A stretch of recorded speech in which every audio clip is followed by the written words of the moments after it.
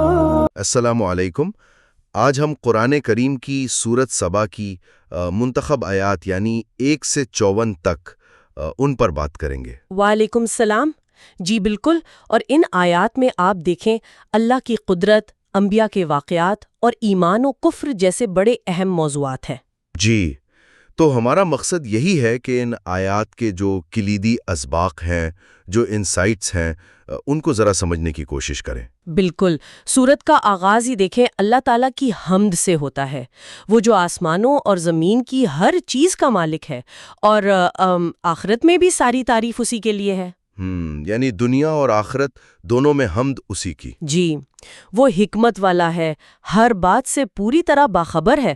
اس کا علم تو آپ سوچیں اتنا کامل ہے کہ زمین میں کیا جا رہا ہے، کیا نکل رہا ہے، آسمان سے کیا اتر رہا ہے، کیا چڑھ رہا ہے، سب اس کے علم میں ہے۔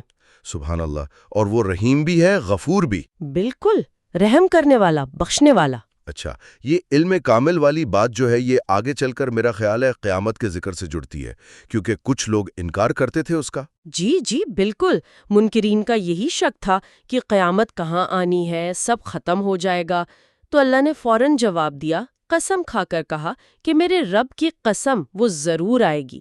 اور وہ رب کون؟ جو غیب جانتا ہے؟ ہاں، جس سے ذرہ برابر چیز بھی چھپی بھی نہیں ہے، بلکہ ہر چھوٹی بڑی چیز ایک واضح کتاب یعنی لوح محفوظ میں لکھی ہوئی ہے۔ اور اس کے آنے کا مقصد بھی بتا دیا؟ جی، مقصد واضح ہے، تاکہ ایمان والوں اور نیک عمل کرنے والوں کو بہترین جزا ملے، مطلب مغفرت اور بڑا باعزت رزق۔ اور دوسری طرف؟ اور جو لوگ اللہ کی آیات کو نیچا دکھانے کی کوشش کرتے ہیں، ان کے لیے تو پھر دردناک عذاب ہے۔ صحیح، یعنی انصاف کا تقاضا یہی ہے نا کہ اچھا اور برا برابر نہ ہو۔ بالکل۔ اچھا، اس کے بعد پھر اللہ کے کچھ خاص انعامات کا ذکر آتا ہے، حضرت داؤد اور حضرت سلیمان پر جو فضل ہوا۔ جی ہاں، ان عظیم انبیاء کا ذکر۔ حضرت داؤد کو دیکھیں کیسا فضل ملا، پہاڑ اور پرندے ان کے ساتھ تسبیح کرتے تھے، اور لوہا ان کے لیے نرم کر دیا گیا تاکہ وہ زریں بنا سکیں، وہ حفاظتی لباس۔ جی، مضبوط زریں۔ اور پھر حضرت سلیمان، ان کے لیے تو ہوا مسخر تھی، صبح 1 مہینے کا سفر، شام کو 1 مہینے کا سفر۔ اللہ اکبر۔ اور وہ پگھلے ہوئے تانبے کا چشمہ، جی، وہ بھی بہایا گیا، اور جنات ان کے تابع تھے۔ وہ ان کے حکم سے بڑی بڑی عمارتیں، مجسمے، بڑے حوض جیسے لگن اور بھاری دیگیں بناتے تھے۔ زبردست۔ تو اتنی نعمتوں کے ساتھ پھر حکم کیا تھا؟ حکم تھا آل داؤد کو کہ شکر گزاری کے عمل کرو، اور ساتھ ہی یہ بھی فرمایا کہ میرے بندوں میں شکر گزار تھوڑے ہی ہوتے ہیں۔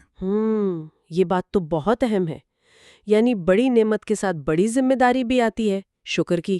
بالکل، اور اسی شکر اور ناشکری کے موضوع پر قرآن پھر ایک اور قوم کا قصہ سناتا ہے جنہوں نے بالکل الٹ کیا تھا۔ آپ قوم سبا کی بات کر رہی ہیں؟ جی ہاں، قوم سبا کی۔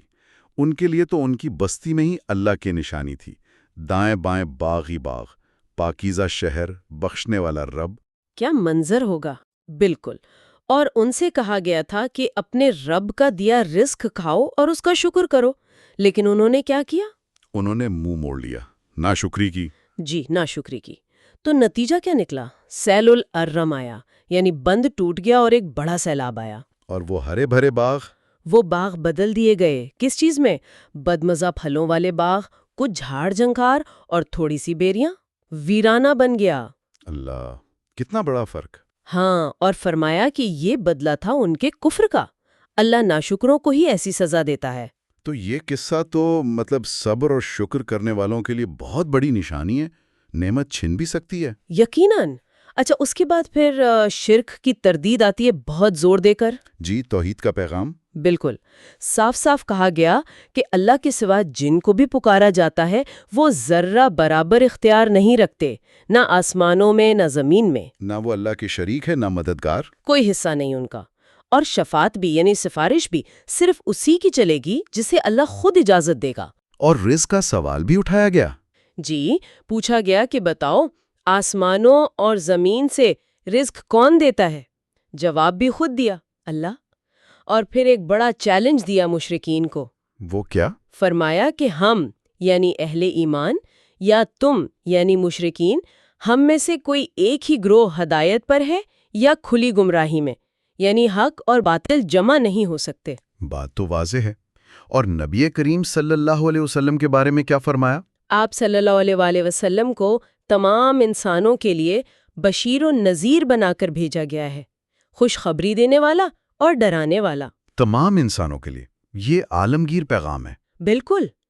اچھا، پھر آخر میں قیامت کے دن کا ایک منظر دکھایا گیا ہے۔ وہ جب کمزور لوگ اپنے سرداروں سے جھگڑیں گے؟ جی ہاں، کمزور پیروکار کہیں گے کہ تم لوگوں نے ہمیں روکا تھا، تمہاری وجہ سے ہم گمراہ ہوئے، اور وہ متکبر سردار کیا کہیں گے؟ وہ انکار کر دیں گے، کہیں گے ہم نے کب روکا تھا، تم خود ہی مجرم تھے۔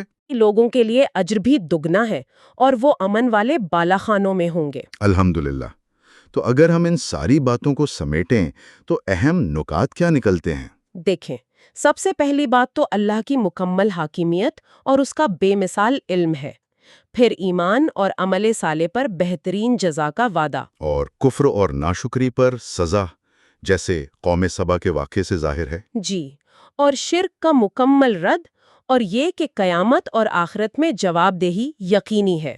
اور حضرت داؤد اور سلیمان کی مثالیں؟ وہ اللہ کی قدرت بھی دکھاتی ہے، اور یہ بھی کہ نعمت ملے تو شکر کرنا کتنا ضروری ہے، جبکہ قوم سبا کا قصہ ناشکری کے انجام سے خبردار کرتا ہے۔ تو خلاصہ یہ ہوا کہ حق آ گیا ہے اور باطل تو مٹنے ہی والا ہے۔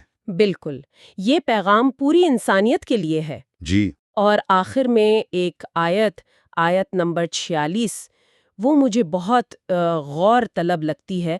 اللہ تعالیٰ فرماتے ہیں، کہہ دو میں تمہیں صرف ایک بات کی نصیحت کرتا ہوں۔ صرف ایک بات؟ وہ کیا ہے؟ کہ تم اللہ کے لیے دو اور اکیلے اکیلے کھڑے ہو جاؤ، پھر غور کرو۔ اللہ کے لیے کھڑے ہو کر غور کرو، اکیلے بھی اور دوسروں کے ساتھ مل کر بھی۔ جی، یہ دعوت ہے سنجیدگی سے سوچنے کی، اپنے عقائد پر، اپنے اعمال پر، اللہ کی نشانیوں پر۔